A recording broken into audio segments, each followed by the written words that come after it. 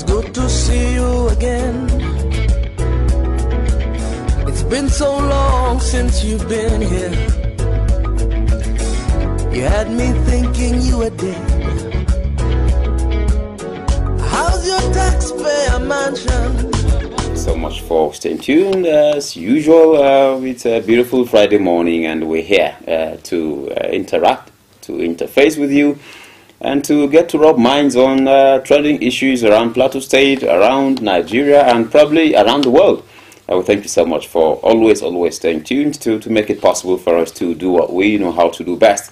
Uncle B is not here this morning, and so I'm sitting in for him, and he's attending a training program for children somewhere in Miango. And just for information, if you'd like to be a part of that training program for children organized in Miango, you'll do well to find your way immediately to Miango, where you'll meet Kulbi for the training program. The only problem I have is that I don't know what sort of training it is, but I know it's something that is aimed at actually, making it possible for children to develop, discover their potentials, be able to develop same and all of that.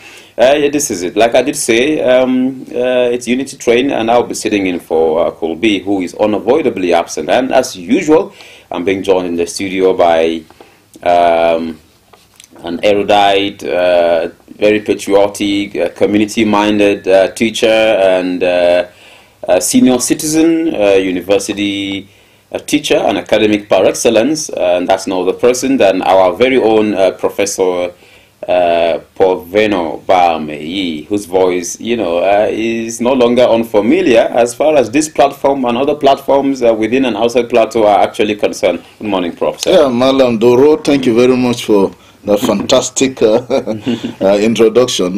Viewers and listeners, it's a beautiful good morning.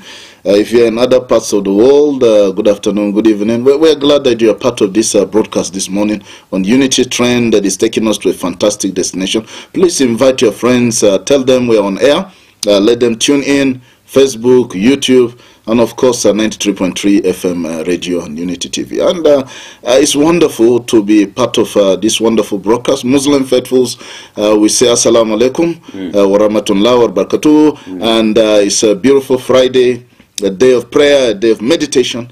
As you go to the mosque to pray, please pray for Nigeria and pray for the peace of the world. As usual, let me quickly remind you of your goals, your dreams, your objectives for 2024, because September is already quickly coming to a close. But how far have you gone with those dreams, visions, goals for 2024? Remember, like we said, your goals, your dreams, your objectives must be SMART. That means specific, measurable, achievable, relevant, and time-bound. And we say, please remember that while you are pursuing your goals, your dreams, your objectives, you will meet resistance on the way. But your persistence will break every resistance. You're going to encounter failure. Failure is the other side of the coin that is called success. And, the road to failure and success almost the same. It just depends on how you handle it. So, because you failed once doesn't mean you should give up. Please try again. Try again. Keep trying, because failure is not fatal. Success is not final. The courage to continue is what really counts. And, of course, you feel like throwing in the towel, don't throw in the towel. Winners don't quit. Quitters don't win. And I tell you the truth, you're going to face a lot of obstacles, tough times, difficulties on the way. But in the middle of difficulty lies opportunity. Tough times never last. It is tough people that do. So I encourage you, go out there, make a difference in our world. Be a blessing to your neighbor. Be a friend to someone today. Help someone today. Help someone that is in need. Go and be the change that you want to see in the world. Malam Doro. Yes, sir. We have a lot of security challenges, and that's why I want to quickly let our listeners and viewers on the plateau that Operation Safe Haven has dedicated a toll-free call line. You have any security problem, you can just call this toll-free call line.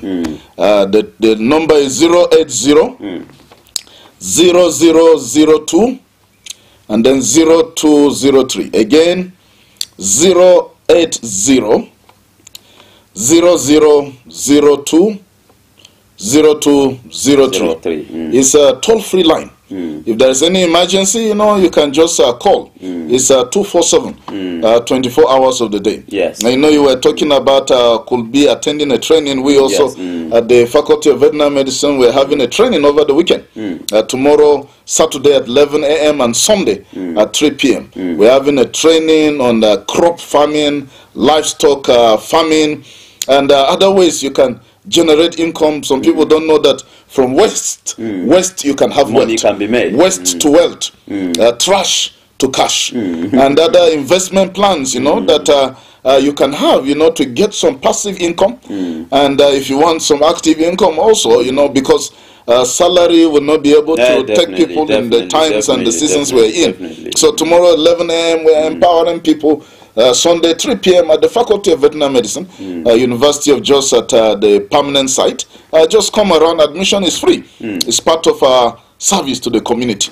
Just come and interact. Maybe you're having challenge in your business even, and you want to discuss with experts. We have people from Jos and from Abuja, you know, as facilitators. You can come. 11 a.m. tomorrow, Saturday, 3 p.m. on Sunday at the Faculty of Veterinary Medicine. Let's interact, you know, so that we can help ourselves. You know, one of my mentors said that if you're a rich man in the midst of poor people, you're a poor man. Also poor. You're also poor because before you know, they have drained all your resources. You know, so when you're making it, help other people to make it. If you're getting richer, become rich. Make other people rich also. You know, replicate yourself. So let's help ourselves in this very difficult economy. Faculty of Veterinary Medicine, University of Jos permanent site is the venue. Saturday 11 a.m.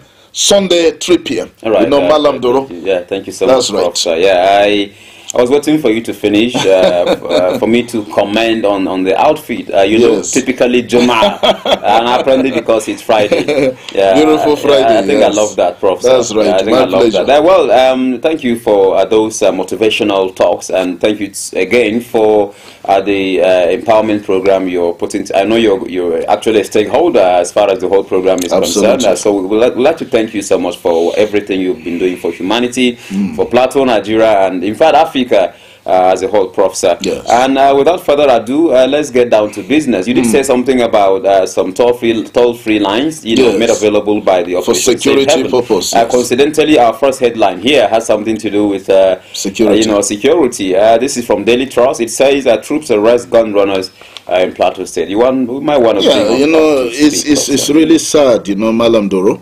And viewers and listeners, you know, we've been having incessant security challenges on the plateau and around the country, but especially here on the plateau. Just 3 weeks ago, behind the Faculty of Veterinary Medicine, University of Jos, there was a gunfight at a mining site. They were exchanging fire. They did it for 1 day, they did it for a second day, I think for about 3 days, you know, before the law enforcement agents intervened and carried them away. Now, within Jos itself, Jos North, Naraguta mining areas, we never knew that there were notorious gun runners who have been fueling crisis, who have been claiming to own mining sites, who have been involved in kidnapping, who have been involved in robbery, who have been involved in killing people, you know, until the Operation Safe Haven carried out an operation on the midnight of 16th September into 17th September, and they busted the hideout of these gun runners. Finally, they were able to arrest their master, one Mohammed Sani, along with 4 others were arrested with AK-47 rifles and other rifles of different grades, arrested with over 5,000 rounds of ammunition, you know, and not only that, other, you know, devices that they used to cause mayhem, you know, in the community. And they had, you know, mobile gadgets, several kinds of, you know, devices that they were arrested with.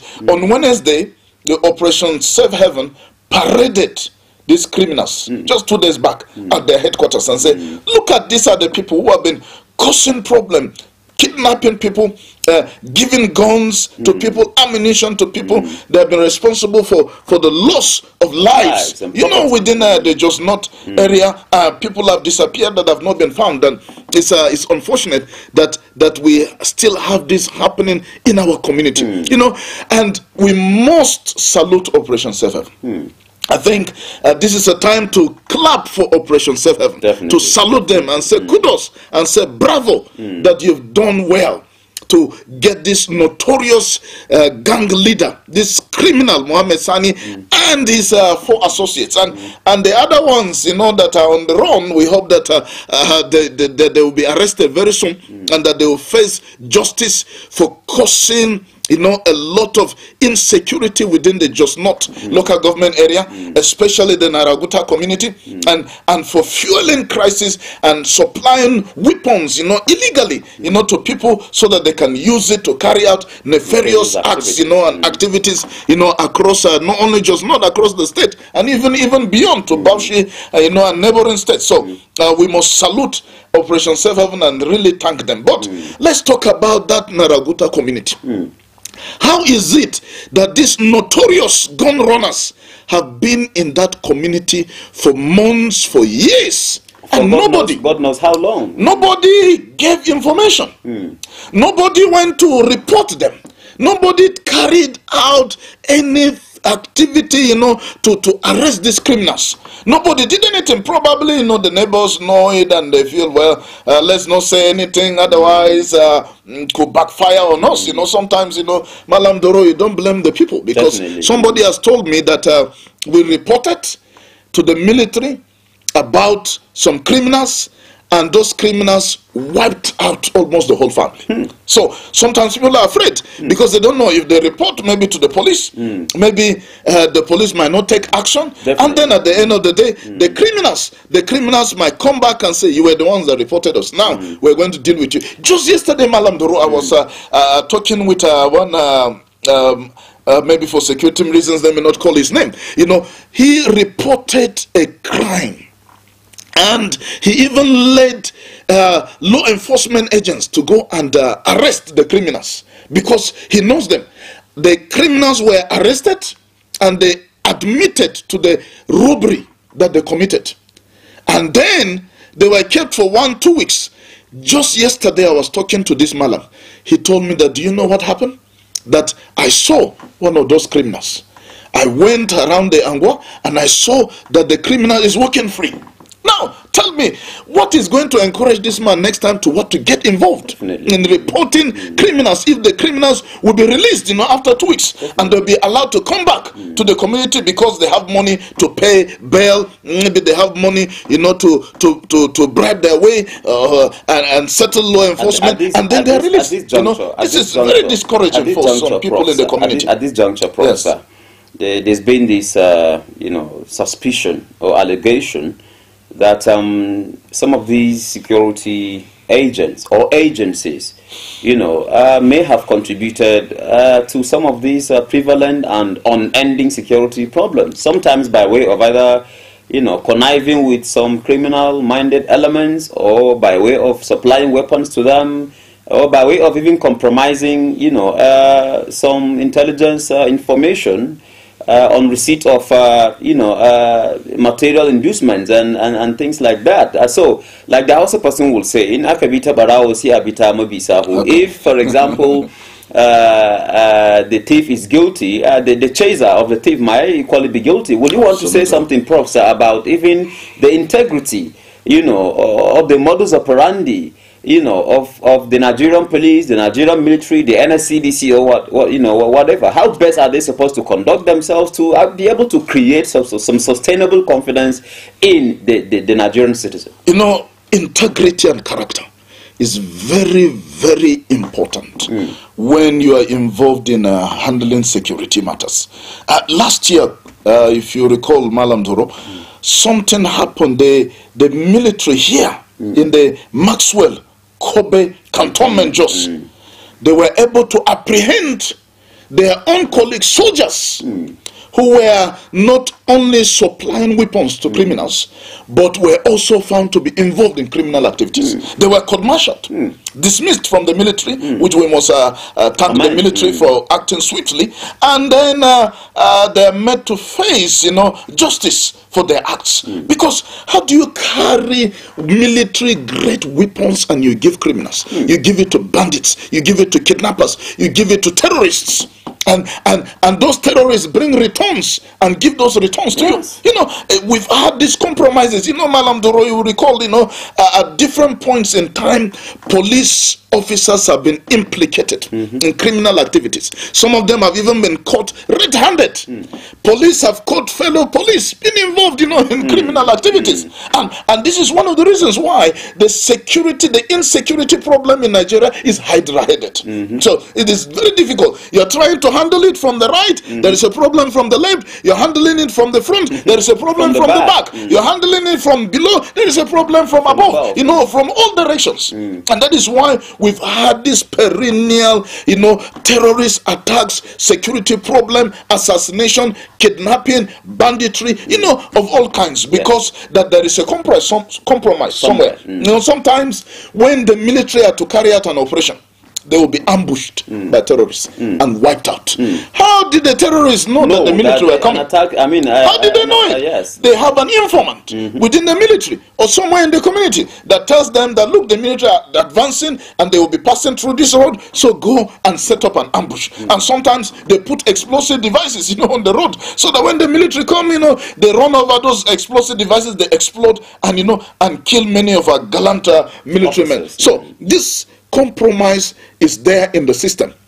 It is something that is known by even the military officers, the rank and file of the army, the police. They know that there are some people among them, bad eggs, who are there causing problem. All they need to do is find a way to fish out those bad eggs, make an example of them, so that others will fear. Definitely. And so that others, will not be colluding with criminals. You will recall that a few years ago, the legendary Lieutenant General T.Y. Danjuma accused the Nigerian military that they collude with terrorists. In fact, I remember in that video that went viral, and we still have it, on YouTube and other social media, 3 times. T.Y. Danjuma said they collude, that some of the military collude with terrorists and carry out attacks. We were here just 3 or 4 years ago when the notorious kidnap kingpin, and notorious gun runner in Taraba State was found and implicated in the killing of policemen that came all the way from Abuja to arrest him. That must be Hamisu Wadume. Wadume, it was military that colluded with Wadume to kill those policemen that came to arrest him all the way from Abuja, from the Inspector General of Police Office. Unfortunately, we lost those policemen. So, and this criminal, the Wadume, is even now, he's a free man. He has been released. Now, Prof, sir, at this juncture, this issue of security, even if it's going to take all our time, I think we wouldn't mind, because it's very, very... It affects all of us. And I appreciate the way you are approaching, the multidimensional approach we're giving to the whole issue. I'm tempted to, or compelled to ask this question, Prof, sir. You did say something about the manner in which some of these security agents actually collude with criminals, and nothing is seen to have been done. The case of Hamis Wadume, when those policemen were killed by soldiers who were supposed to be supporting those policemen, we've not heard anything. Nothing has been seen to have been, no disciplinary measure was seen to have been taken against those erring soldiers and things like that. Yeah. But another important dimension to this, Prof, sir, is this. What do you say or think about the recruitment process of some of these security men and women and things? There are people who feel, you cannot have, men and women of integrity in the Nigerian military, in the police, when you do not actually sanitize the recruitment process and things like, people can just pay money and then they are soldiers and policemen and things like that. Will you want to say something about absolutely, Madam Doro. Here in Jos, I know young men. In fact, a young man the other time told me that I should help him with 100,000 naira. What for? He wants to join one of the security outfits. You know, at the end of the day, he did not even succeed. Now, you see, recruitment into the police force, into the military, there's a lot of compromise. I know fantastic young men who will have done very well in the military. Who are very passionate about service. Passionate to serve Nigeria. Passionate to lay down their lives for Nigeria. They wanted to go into the army. They have not up to today. Every year they have attempted, they have given up. Many of them have given up. You know, I know. Yeah, because you imagine that when you are recruiting people into the Nigerian Army, the Nigerian Navy, the Nigerian Air Force, the Nigerian Police, and NSCDC, and the rest of them, there is favoritism. Now, tribalism, bigotry, religious bigotry. Who do you know? Do you have a short note from a senator? Are you a Muslim? Are you a Christian? Do you come? Are you Hausa? Are you Igbo? Are you Yoruba? You know, depending on who is involved. You know, are you from my village? You know, do I know your brother? Who are you? You know, where do you come from? What is your pedigree? You know, and yes, you know, all that. Instead of it being based on merit, we've brought in other primordial, primitive sentiments into the recruitment process. That is why we don't have the best. We have fantastic young men and women in this country. They're very brilliant. They're physically fit. They're passionate about the job. Passionate about the job. But I can guarantee you that many of them have not been recruited into any of these forces. Year in, year out. You know, if some of them are ended up going into the civil service, some of them are in the private sector, some of them have jumped out of the country, some of them have gone into criminal, you know, ventures. I was told of a situation where the son of one of the northern governors actually was sent to the Nigerian, the NDA training depot in Zaria. You know, after 6 months into the training process for those who are supposed to be commissioned as I don't know what they call it and things like that. Now, I do know that the training should last normally 9 months or so, sometimes even a year. You know, but here is a young man who was going to the military training ground 6 months into the training. So he was only going to spend 3 months and then he would, you know, come out as an officer and things like. Isn't this part of the problems you are lamenting? Major compromise.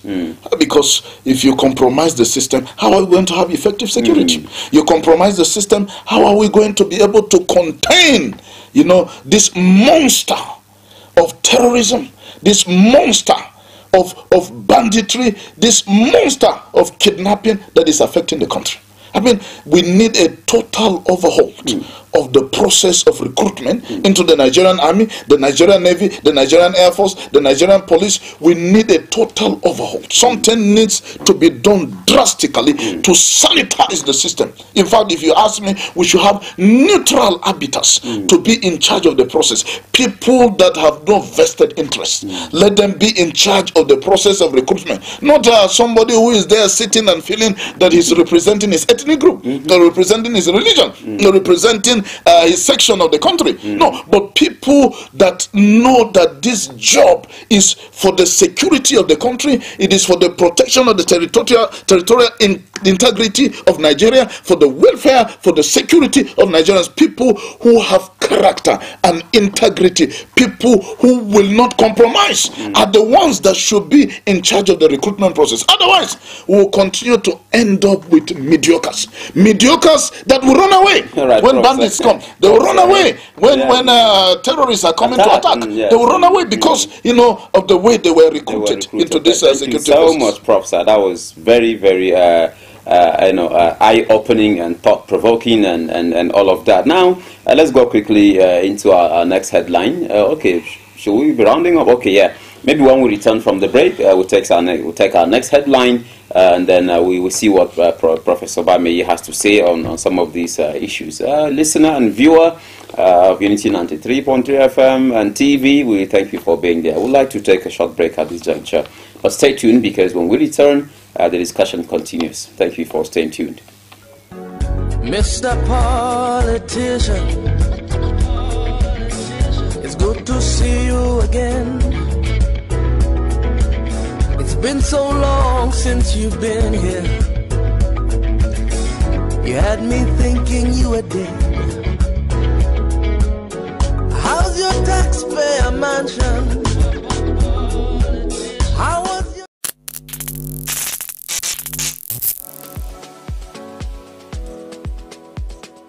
Are you bored and need some company? Get a TV experience like no other on Unity TV. We are turning up the hits with captivating TV shows, electrifying political programs, music, movies,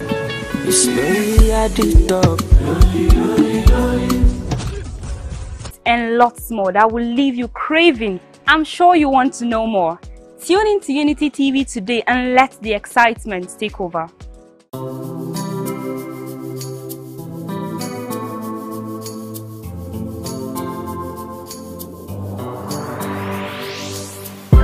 Please pay attention. It starts from the foundation. Everybody needs somebody. You turn a blind eye and care nothing less. Say it's just business, all about the money. You are so unbothered as long as they pay. Say it's just business, all about the money. You know they're on a fast lane, but you've got business to run. So you look away the other way. It concerns you. It a kill law, it a kill dreams.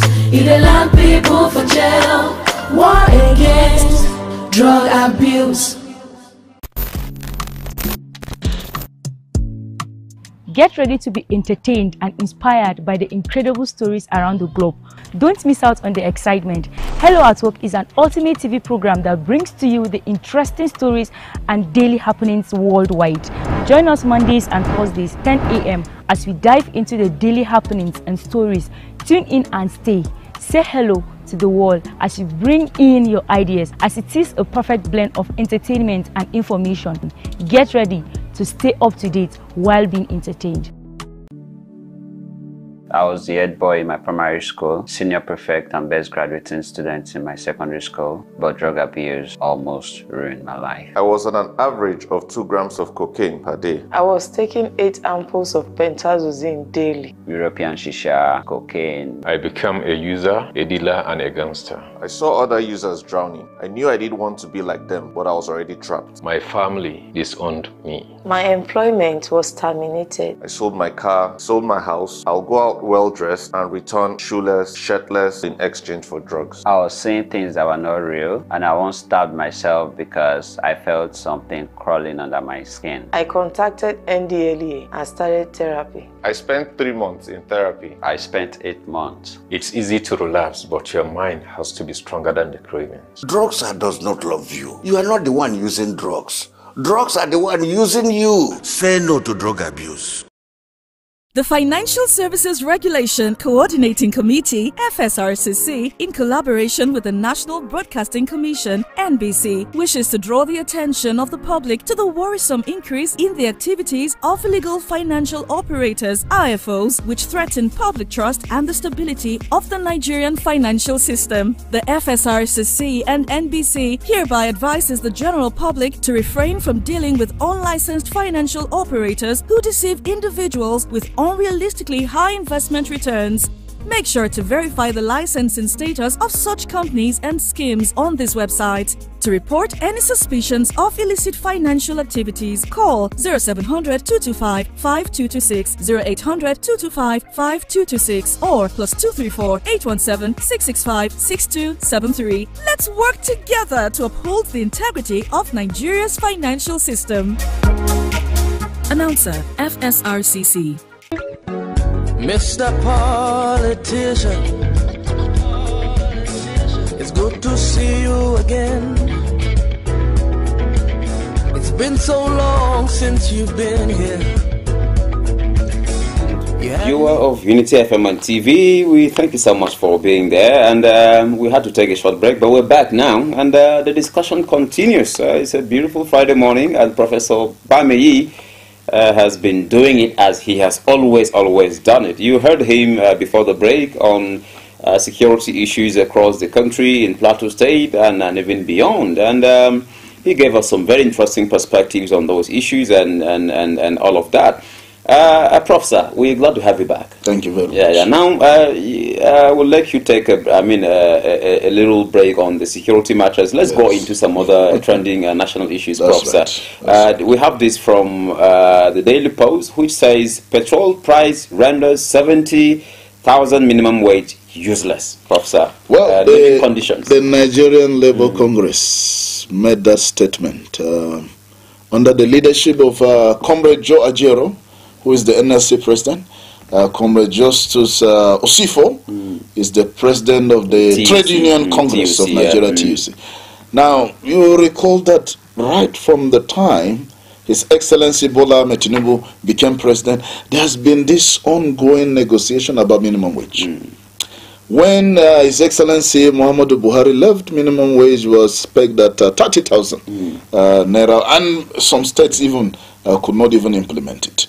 And so by the time Muhammadu Buhari was leaving, and then Bola Ahmed Tinubu came, there was a need to do something about that minimum wage, especially that on the day His Excellency Bola Ahmed Tinubu was sworn in as the President of the Federal Republic of Nigeria, he made that famous statement, subsidy is gone.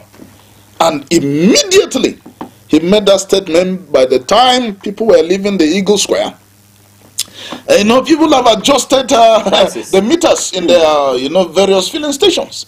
Here in this country, if you increase price, they will change it instantly in every filling station. They will. But if you reduce it, they will tell you that they don't have an engineer to adjust the price. Now they have engineers to but if it's to increase it upward, they don't need engineer, they will do it. But if you say bring it down, they will tell you for 2-3 days that they're looking for an engineer to help them. So unfortunately, Nigeria is an oil-based economy. That singular act by the president, the subsidy is gone, that famous statement, that emphatic statement was what has landed us to where we are today. And the next to this issue of removing subsidy is the floating of the naira. The naira was just left to be somersaulting against the dollar and other currencies. These twin problems are responsible for all the economic hardships and crisis and inflation that is currently ravaging Nigeria, from Maiduguri to Lagos, from Sokoto to Port Harcourt, from Abuja to Abakaliki. Now, Labour said you have to do something. Nigerians cannot survive this increase. We're buying petrol for 185 naira per litre, 190 naira per litre, 179 in a mega station per litre before you came in. Then you increased it to 617 naira per litre. That is more than 300% increase, Malam Doro. And then you did not increase salary. And then you did not provide any cushioning effects. Then His Excellency said, well, we'll give a wage award, okay, we'll see how we can review the minimum wage. And then the matter kept, dragging and dragging from 2023 up to 2024. Finally, Labour threatened strike, threatened all manner of things, protests went on and all that. Finally, after several months of negotiation, of going back and forth, of dilly-dallying with the destiny of Nigerians, of playing with the intelligence of Nigerians, finally, the federal government of Nigeria reluctantly agreed to 70,000 naira as minimum wage, which has not even been implemented. Definitely. All right? So, but with that, now, again, if petrol had remained at 617, the mega stations, which is not all the time that you get it, maybe 70,000 naira will have made a little sense, a little difference. But what are we talking about now?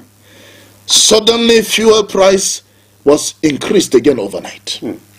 Now we are buying petrol at 950, 1,000, 1,150, 1,200, 1,400, 1,500. In some parts of Nigeria, filling stations are selling petrol, Malam Doro, at 2,000 naira per litre.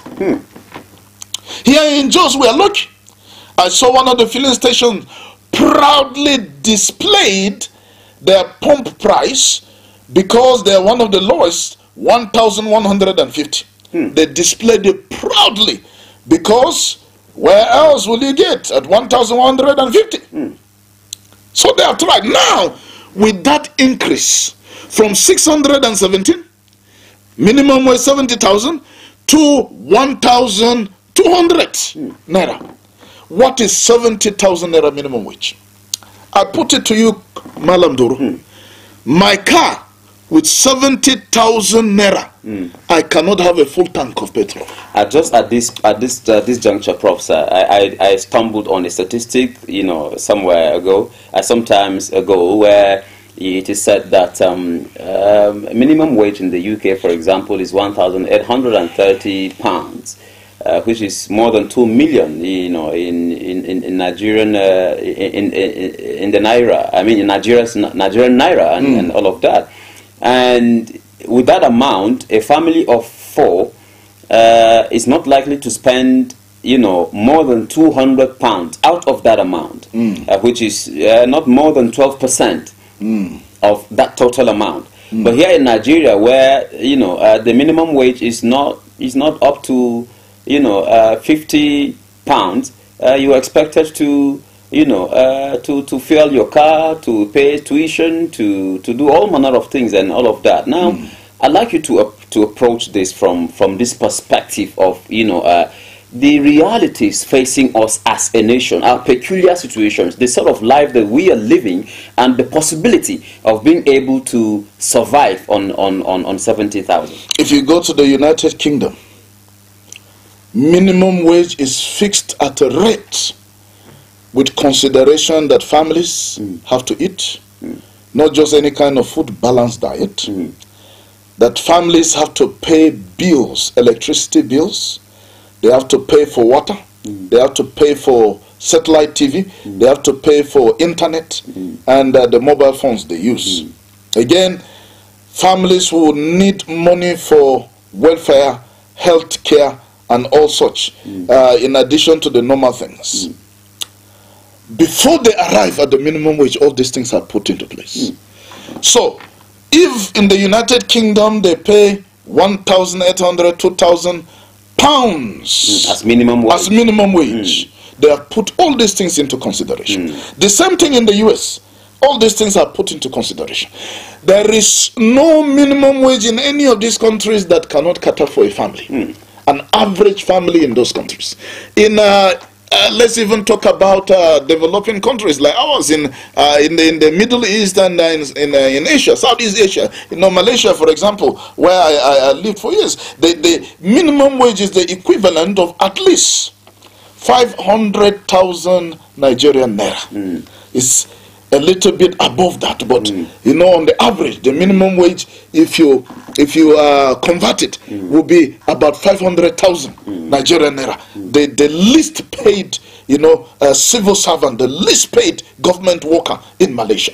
Now, you look at those countries, the minimum wage is such that you can have a parent, a father and a mother, and an average number of children. They can live fantastically well, comfortably, on that particular minimum wage. By that, Prof, sir, you mean they can go to parks, they can go to parks, they can go on holiday, they can enter plane. The person who earns a minimum wage in these countries can take a flight.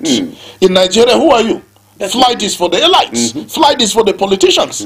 That's why in Nigeria it is very difficult to go on strike and shut down the airports. Our politicians will not be able to travel. They are the ones that travel by air all the time. If you shut it down, I guarantee you, within 24 hours, there will be an emergency National Assembly. And they will make sure the airports are affected. Because they can't afford to travel by road. They will be kidnapped. And when they kidnap, they are big masquerades. The kidnappers will make billions, out of kidnapping them. So they can't take the risk. So in those countries, that is just the minimum wage.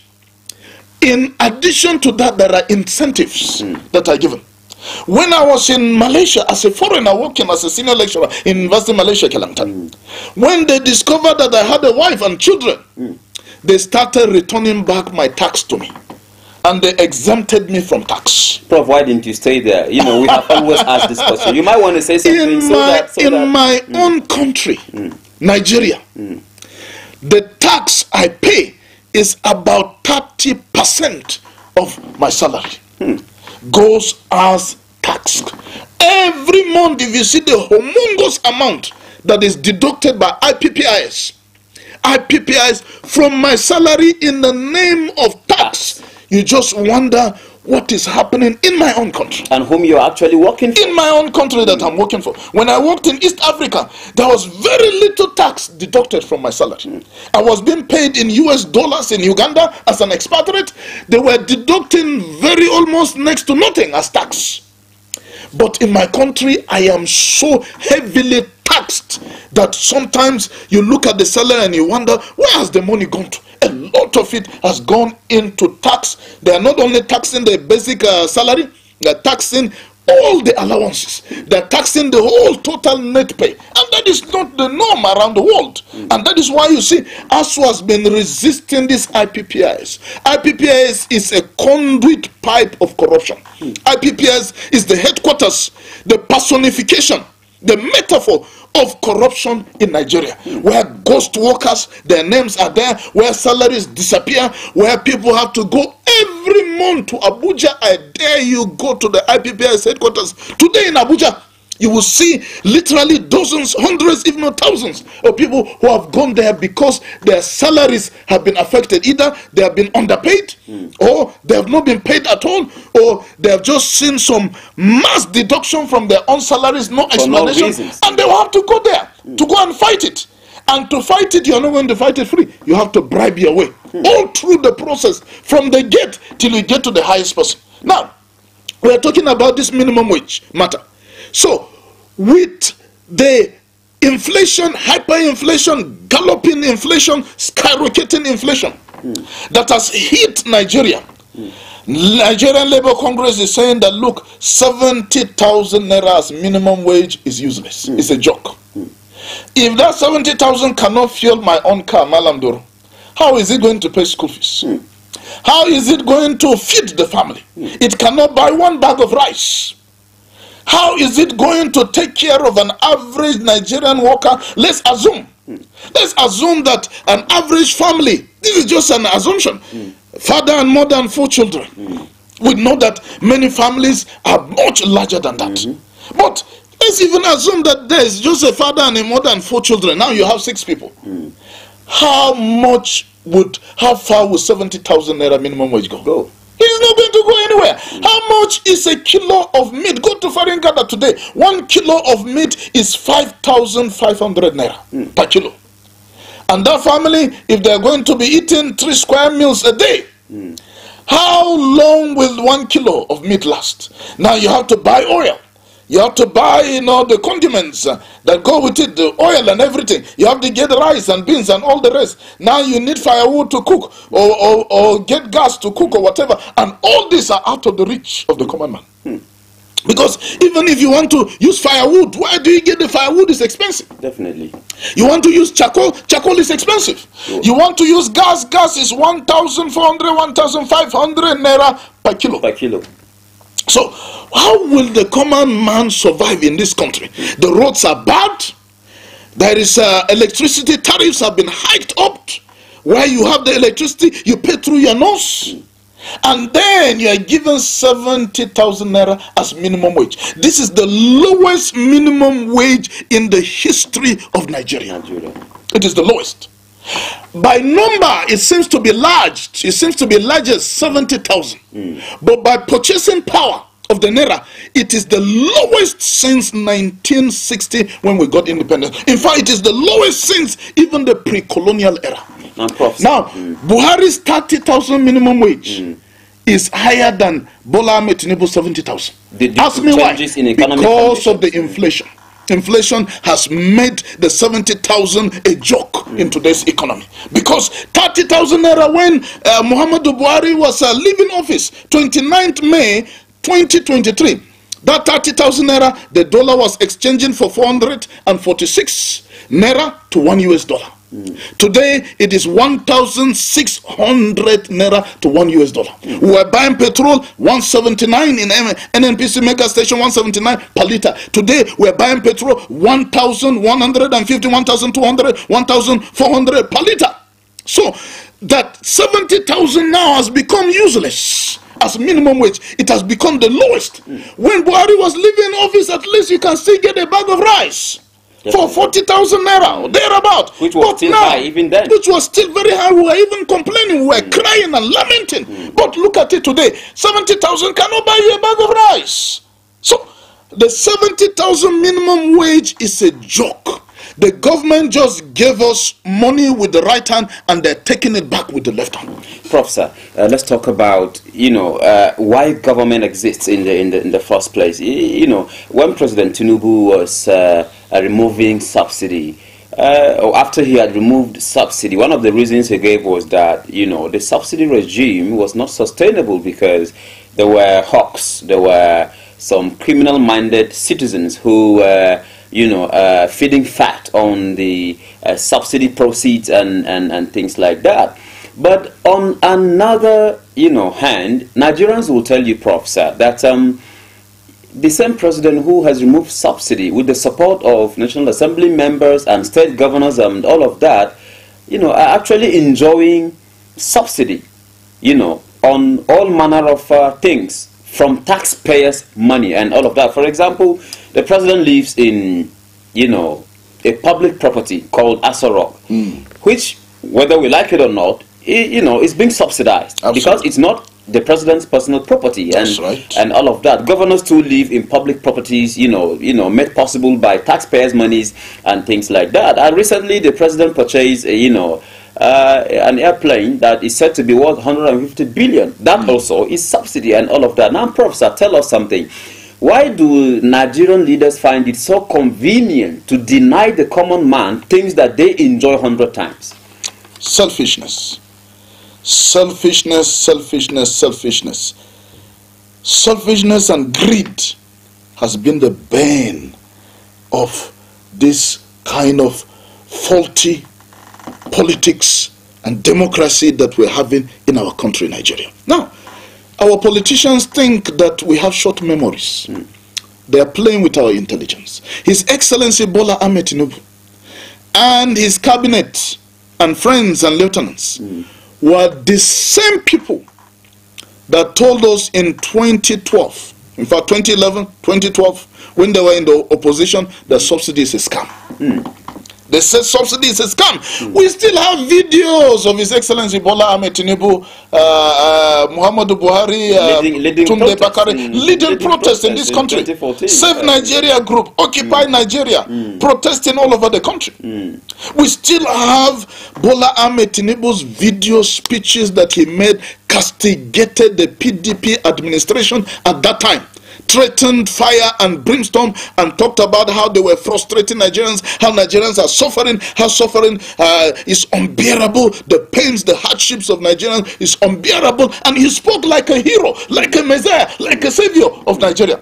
Today, the same subsidy he said was a scam. He said it's gone. Why did he get the subsidy that he removed? Definitely. And even after removing the subsidy, do you know, Malam Doro, they told us that even up to now that they're still paying subsidy. That's what they say. They said they're still subsidizing. They're still subsidizing the fuel for us. So where are they getting the subsidy that you say is a scam? The subsidy you say is gone. Where is it coming from again that you're still subsidizing?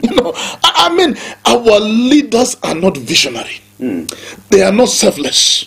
That is the problem.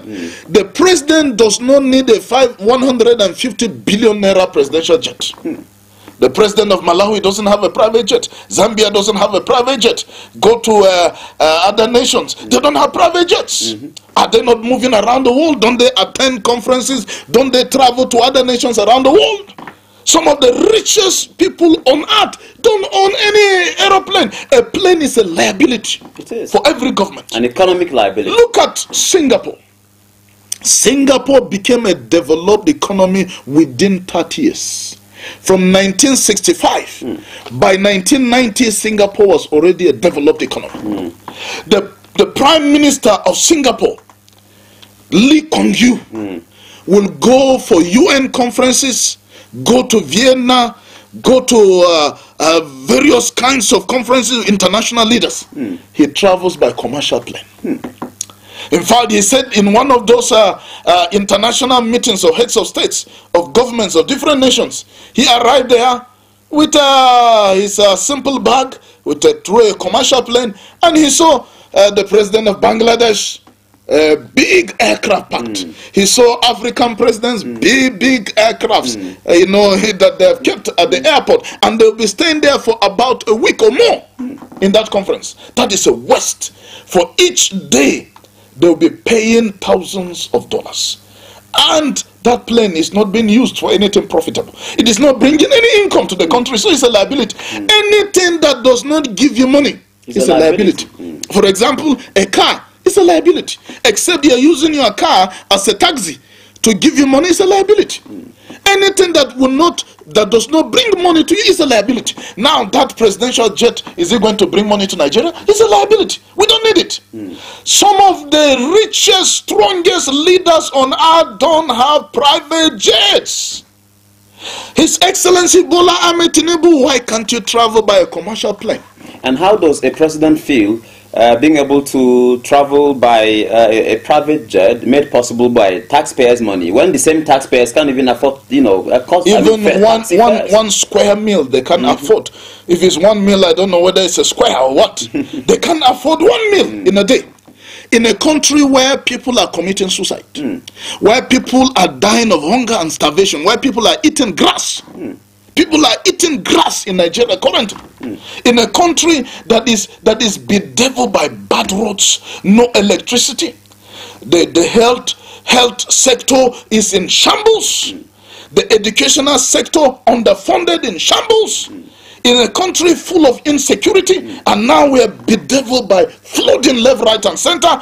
In such an economy, in such a country, you're buying cars, SUVs for 160 million for National Assembly members. You're buying presidential plane, 150 billion. You're renovating a vice president house or building or whatever it is for billions of naira. You're buying a presidential yacht or whatever you call it for billions of naira. And you're renovating a presidential house at Dodan Barracks that is a military barracks. Even we're in a civilian era, for God's sake. You're using billions of dollars, for that presidential house that maybe is once a year that you go and stay there in Lagos. And Bola Ahmed Tinubu is a rich man. He doesn't even need the money of this country. Now, but why spending such humongous amounts on things that are liabilities instead of investing? That is why the Prime Minister of Singapore said, no, I will not do that. I don't need a private plane. I don't need a long convoy of vehicles. I don't need all these frivolities. I want to develop the economy of Singapore. I don't even need a big house. Do you know that Lee Kuan Yew, when he retired, when he left being Prime Minister of Singapore, went back to the same old house apartment where he was before he became Prime Minister. The house has not changed. They have not added extra rooms. They have not done anything special. The same way he said, I don't need it. And he walks the streets of Singapore. He doesn't even have a bodyguard surrounding him, long convoy and whatever. He has served the people very well. Who is going to attack him and kill him? He just lives like a common Singaporean. And that is leadership by example.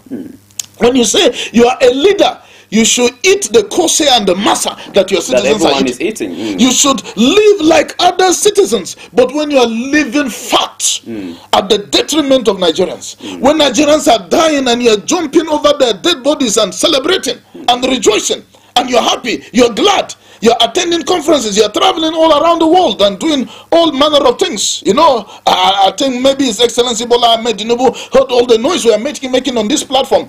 And suddenly when he came by, he decided to go and visit Maiduguri, where the flood is. And then now suddenly he has decided that he's not going to travel for the UN General Assembly. He will send the Vice President because there are problems on ground. I was going to come to that. I know you can go on and on. So hopefully, they're learning from the things, that are happening. But our leaders need to remember this, Malam Doro, viewers and listeners, that leadership is sacrifice. It's service. Leadership is service. We need servant leaders. We need sacrificial leaders. We need leaders who will deny themselves pleasures and enjoyments of this world for the sake of their people. Not leaders who will be telling us that they need SUV jeeps because the roads are bad. Fix the roads. We're using those roads every day. You don't want to use those roads. You don't want to pass through what we are passing through, and yet you are our leaders. I mean, we need Mahatma Gandhis. We need Lee Kuan Yew's. We need Nelson Mandela's.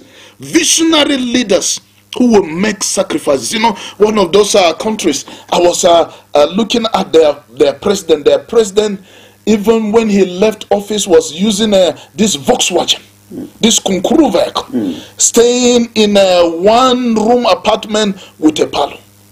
And he doesn't have any convoy. He doesn't have security surrounding him and bothering him. And in fact, another country that I was looking at, the former president of Iran, the man finished and he's a farmer. He has gone back to farm. He has gone back to live a very simple life. Ahmadinejad. He has gone back to live a very simple life. You know, one of another country, when I was in Uganda, one of my colleagues is a former vice president of a country. And he returned back to class and was teaching like us. I didn't even know that he was vice president of a country until one of my postgraduate students said, do you know that your colleague was the vice president of my country? I said, do you mean it? I just typed his name on Google and his page appeared. You know, that he was a vice president of such and such country. He was a great man. He was a big man. And look at him, very humble, moving about, even answering sasa to all of us and entering the class to teach and interact with students. No convoy, no big vehicle around it. Here in Nigeria,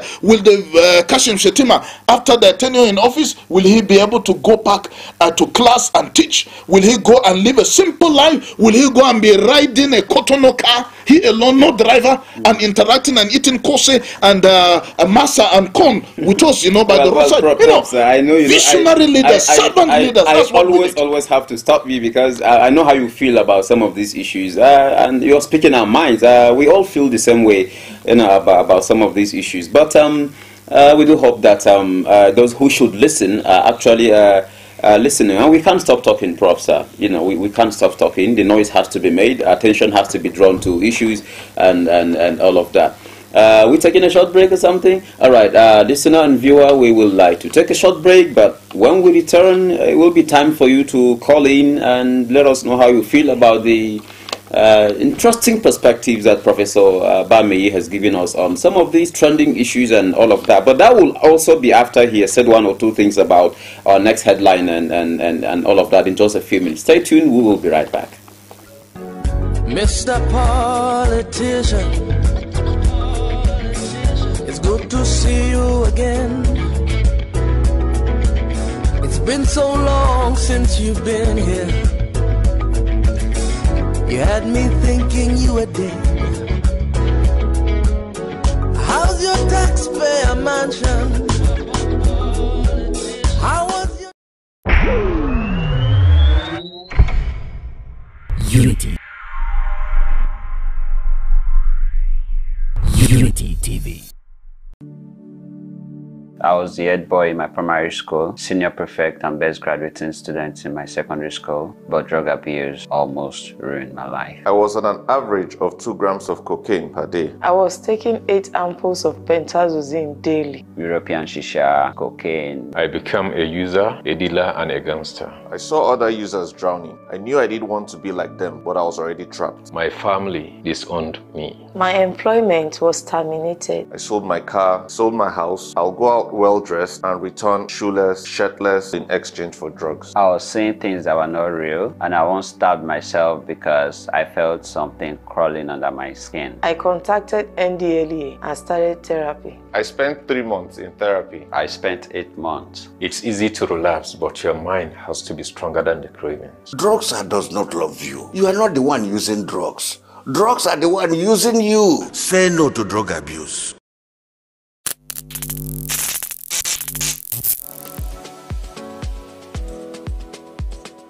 Are you bored and need some company?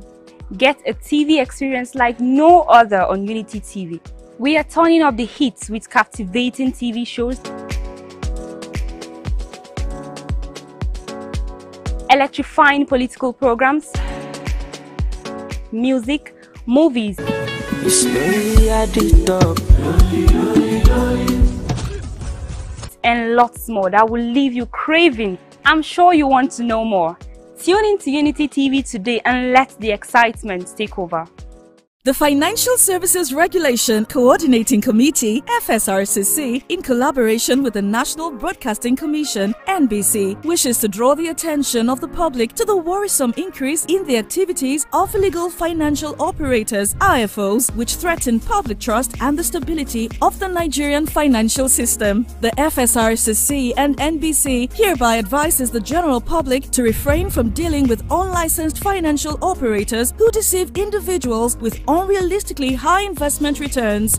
Make sure to verify the licensing status of such companies and schemes on this website. To report any suspicions of illicit financial activities, call 0700 225 5226, 0800 225 5226, or +234 817 665 6273. Let's work together to uphold the integrity of Nigeria's financial system.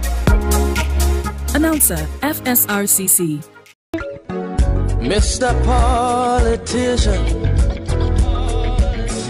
it's good to see you again.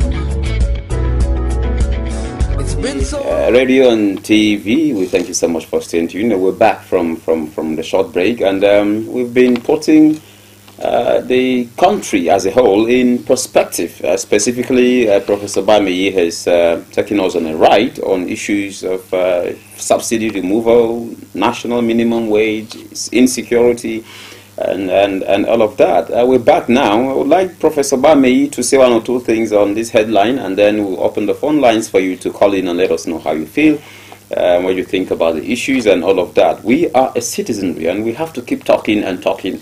We believe that somebody somewhere is actually listening. Welcome back, Professor. Thank you very much. Professor, I'd like you to round up this segment on this note. This one says, similar to the issues you have raised about, fuel subsidy and all of that, Dangote refinery officials tackle marketers over imported petrol. Could be, Malam Doro. Yeah. Could be wherever you are. Yeah, we wish him well. Malam Doro, some of these things move my heart, and they get me bothered. Dangote is a businessman. All of us know it. And he has affected lives positively in this country and around the world. Countless ways. There is no place you go to that you don't meet Dangote sugar, Dangote spaghetti, Dangote rice, Dangote cement, Dangote one thing or the other. This man is a colossus, is a household name. This man has impacted lives positively. In addition to that, he has seen the problem we've been having. We've not been able to revive our refineries. For 10 years, 20 years, 30 years, we've just been singing and dilly-dallying around Port Harcourt refinery, Kaduna refinery, and all the rest of them. We've not done anything. In fact, we've had an NNPC that is just there for decoration. They don't do anything, and they collect humongous salaries and bonuses every year. Dangote decided, let me start a refinery. The Dangote refinery. One of the biggest in Africa, if not the biggest. Sitting on 2,800 hectares of land. Now, the refinery is taking off. Now, there is a problem. Some of these independent marketers, so-called, are insisting that they want to be bringing petrol from outside the country. They want to import refined petrol into the country that is a lower standard than the one from the Dangote refinery. What is their excuse? That Dangote will become a monopoly. Okay. You don't want them to be a monopoly. But Dangote will have even sold his petrol at a lower price to Nigerians, but they did not allow him. Tactically, the man said, my price will be fixed in consultation with the government. We'll have to talk and whatever. Because these independent marketers will not allow Dangote to sell petrol at the price he wants. Because they're importing their own. If his own is less than their own, people are not going to buy their own. All of them will be looking for Dangote petrol, which is even superior than the ones they are bringing from Malta, from Tobago, from some of those countries where they go and refine and bring into the country. Now they are causing problem for the Dangote refinery. They want to discredit the Dangote refinery. Thank God that investigation has proven that the Dangote refinery fuel is fantastic, it's of high quality. But these independent marketers want to frustrate the distribution process. Some of whom are part of even this government. And they are part of the government. For selfish reasons, because they want to keep profiteering at the expense of Nigerians. They want to keep making profit at the expense of Nigerians. They still want us to be queuing up and buying petrol at extremely exorbitant prices.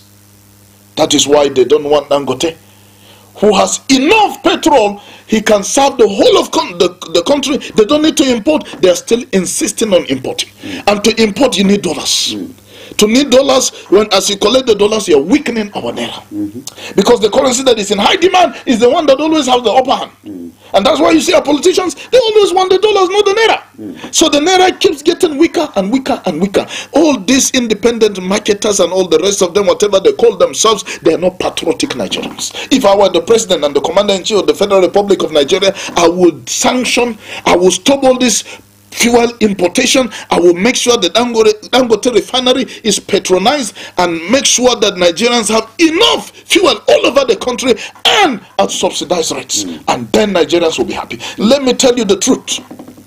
If today His Excellency Bola Ahmed Tinubu subsidize petrol and then stops floating the naira and making a somersault and become moribund, these two mistakes, in my opinion, that he made in 2023, 29 May, if he will reverse these two mistakes, Nigeria will be better for it. And Nigerians will be grateful. And Nigerians will even if that will be the only things he will do throughout his tenure. Absolutely. Thank you, Professor.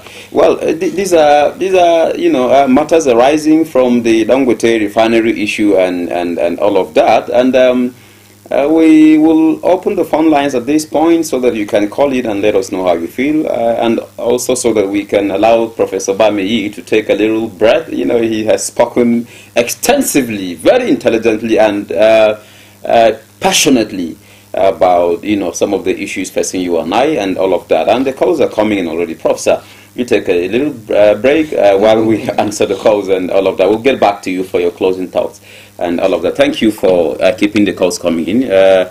Hello. All right, the number to call, we will assume that you are familiar with the numbers, but let's call them again. The number is 070-3235-3315 if you'd like to be a part of the show. Yeah, and I think if you want to join us via Facebook and all of that, you can search Unity FM and TV on Facebook, and then you can join us there. You can watch us live and be able to drop your comments and all of that. Hello. Good morning. Yeah, good morning, sir. Your name, please, and where you're calling from?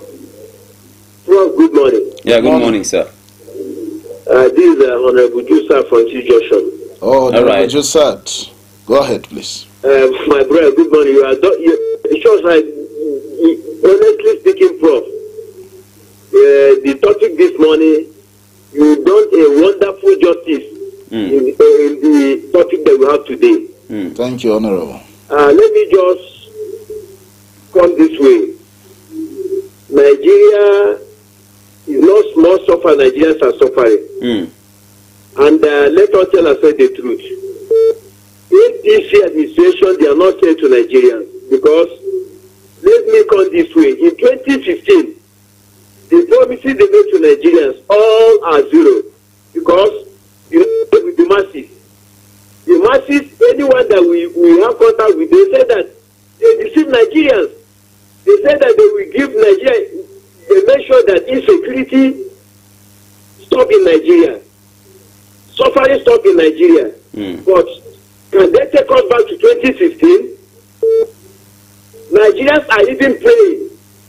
Cry, let them take Nigerians back during the time of Goodluck Jonathan. The way Goodluck Jonathan handled power of Nigeria, let them take us back to that 2015. I'm telling you, Nigeria will be very, very grateful to them. Good morning. Thank you so much, Honorable Jusat. Thank you so much for that important contribution. Let's take this one again. Hello, good morning. Hello, good morning, Kobi. Yeah, good morning, sir. It's Malam Doro. It's Malam Shoaibu Doro, not Kobi. Kobi is not around today, yes. Thank you very much. Yeah, go ahead, please. We can hear you.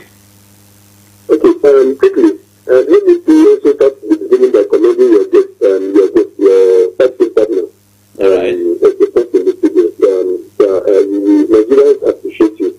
Yes. And listeners are actually keeping a bit concerned with you. Good morning. To listen to your unbiased and fearless submissions on critical national issues. Yes. It is really God Almighty. This same God that is going to reward you, sir.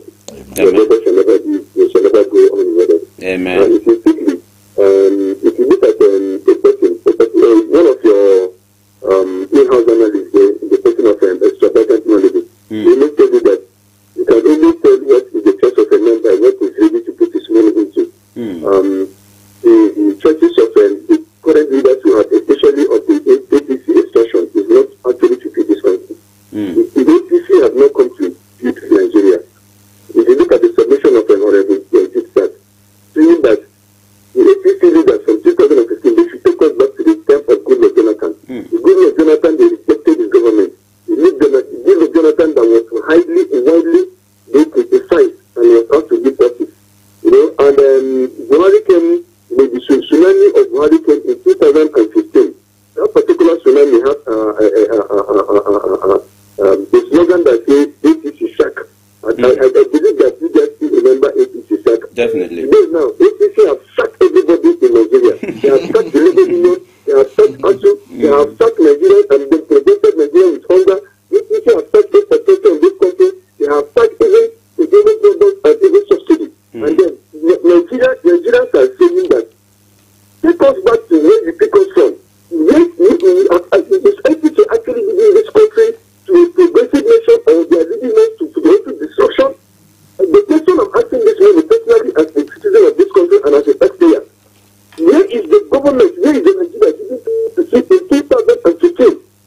I am asking this question to the leaders of the APC and their supporters, that where is the country giving to them? This is not the Nigeria that was handed over to APC in 2015. And what I want to say before I go is this. If these people are actually come out to destroy this country, I think it is time for Nigerians to come and say no. So not in a legitimate way to say, Nigeria does not belong to the APC and the directors alone. I want to say this emphatically, that to become a president of Nigeria, vice president of Nigeria, governor, does not make you the sole owner of this country. Nigeria belongs to all of us. You cannot be traveling on plane of 150 billion, and then there is no road, they pay people for people to live. It's a shy wickedness. Thank you so much, sir. Thank you so much. Thank you very much. We agree with our caller, Malam Doro. Yes.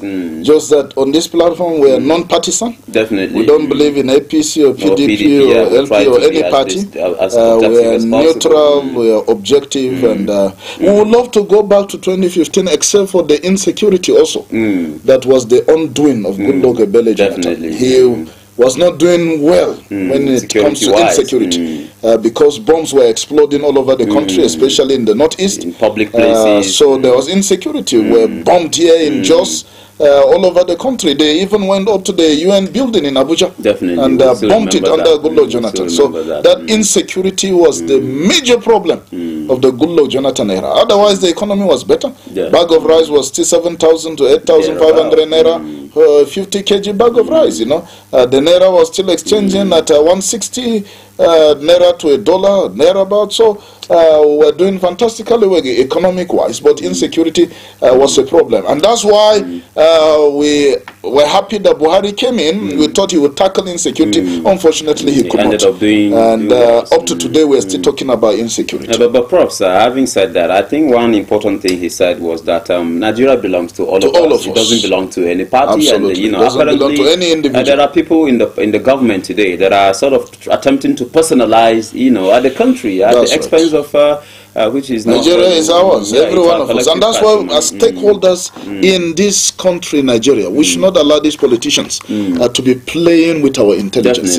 I blame some of us when we invite these politicians, the senator, honorable member of the house comes for your occasion, you just pour encomiums and praises and all this. No, we need to hold our leaders accountable. If you invite him to that your tribal association or community development or school, whatever, tell him what he's not doing right. Definitely. Stop praising and celebrating him because you want donation. Tell him that, look, Senator, you are not doing well. Thank you, Professor. Hello, good morning. This is Suleiman from Basa. Suleiman from Basa, please go ahead. Yes,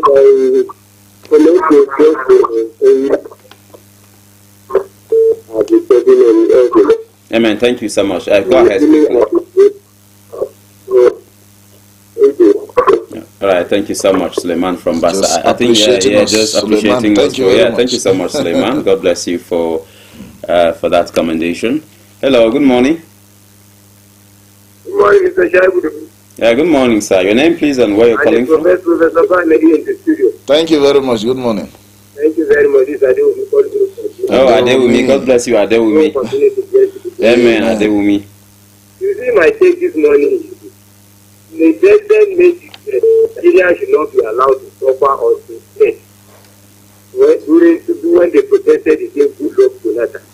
When the Nigerians are even committing suicide and even dying.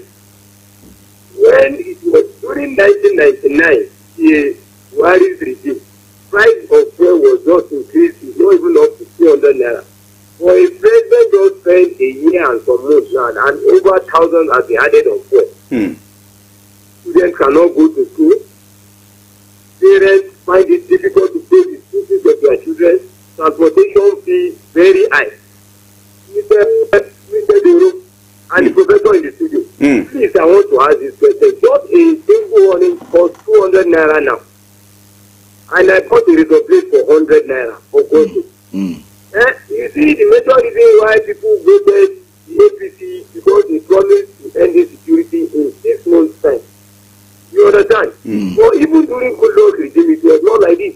The issue of insecurity now has become a very serious thing. We don't have banditry, we don't have much kidnapping during Goodluck regime.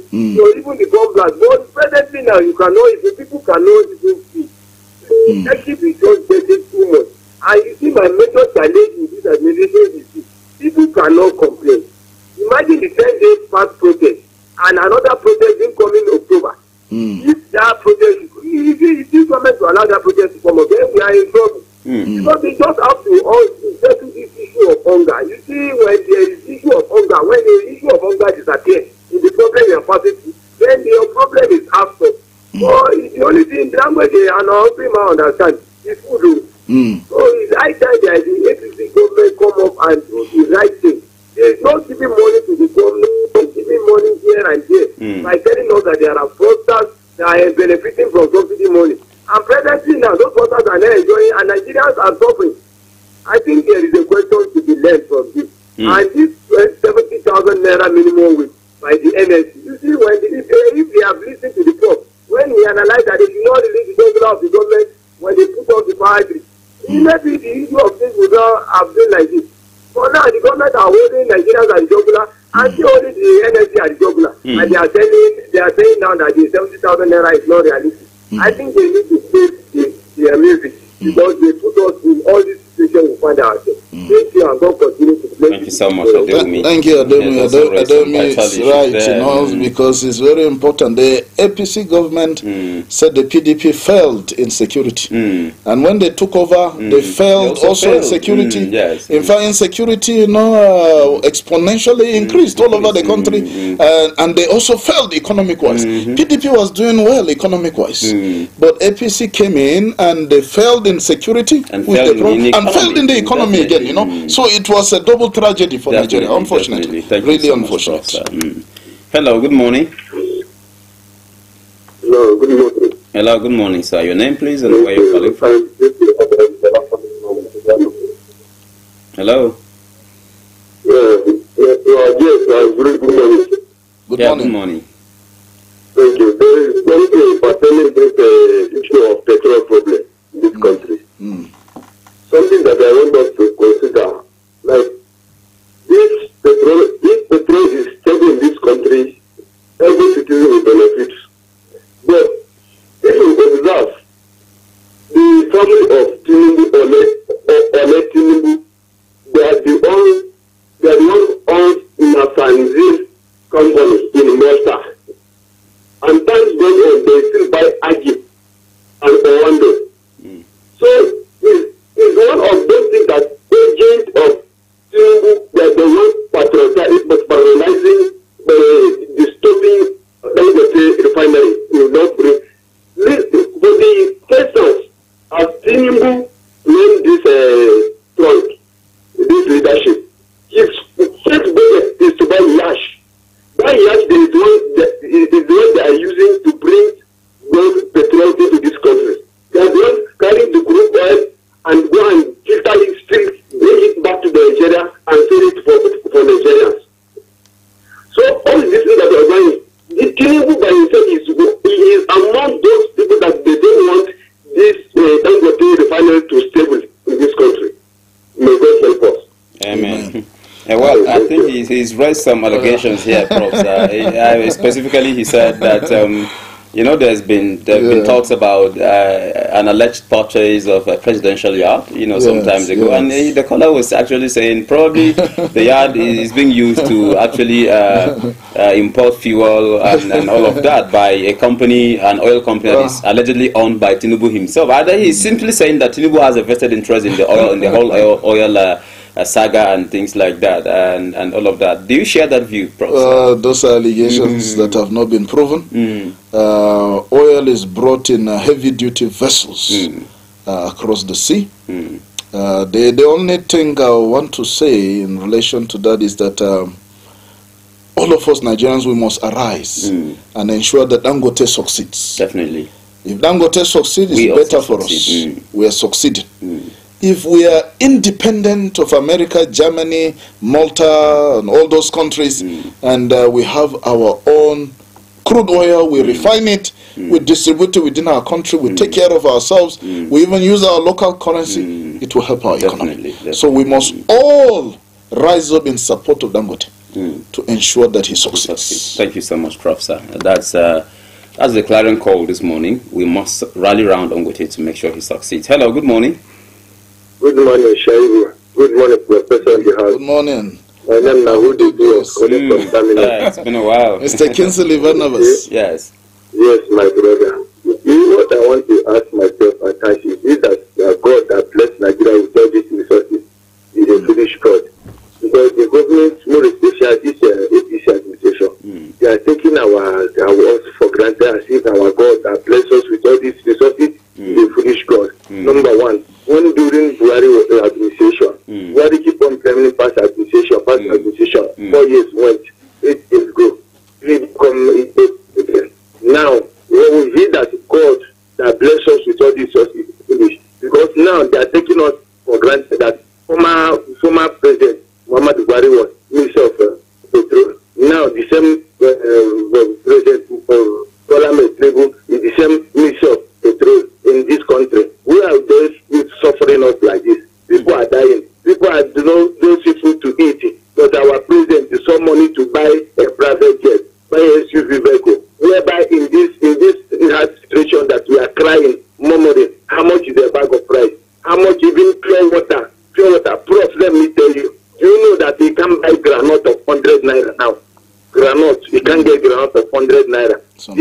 now, even this oil they call it powder, this Yamparaka, it cannot even cut your nails now with the 50 naira or 100 naira. You can't. And where are we going to? Are we for this country? Because the APC administration has made Nigeria to the place that we cannot even generate our unborn children cannot even give account that in so and so day. I would remember as at 1980s where a bag of cement was 6 naira.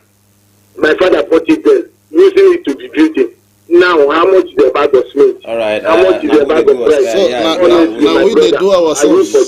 Now we they do ourselves. Thank you so much. Those are very important. Yeah, you know, in the interest of time, Madam Shaibu Doro, viewers and listeners again, come, let's discuss how to survive the difficult economy. Faculty of Veterinary Medicine, University of Jos, tomorrow Saturday at 11 a.m. and Sunday at 3 p.m. Come to Faculty of Veterinary Medicine, University of Jos at the permanent site. Let's discuss some of these problems. So you see how you can make money, explore several opportunities, you know, to have gainful employment, generate income, multiple streams of income. You know, tomorrow at 11 a.m. and Sunday 3 p.m.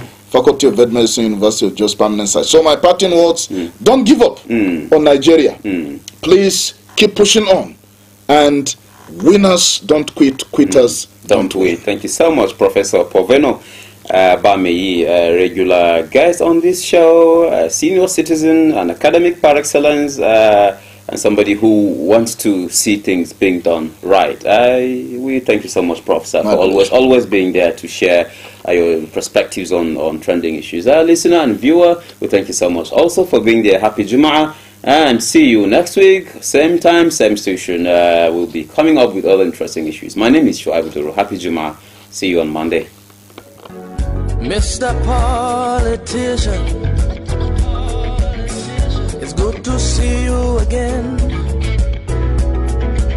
It's been so long since you've been here. You had me thinking you were dead.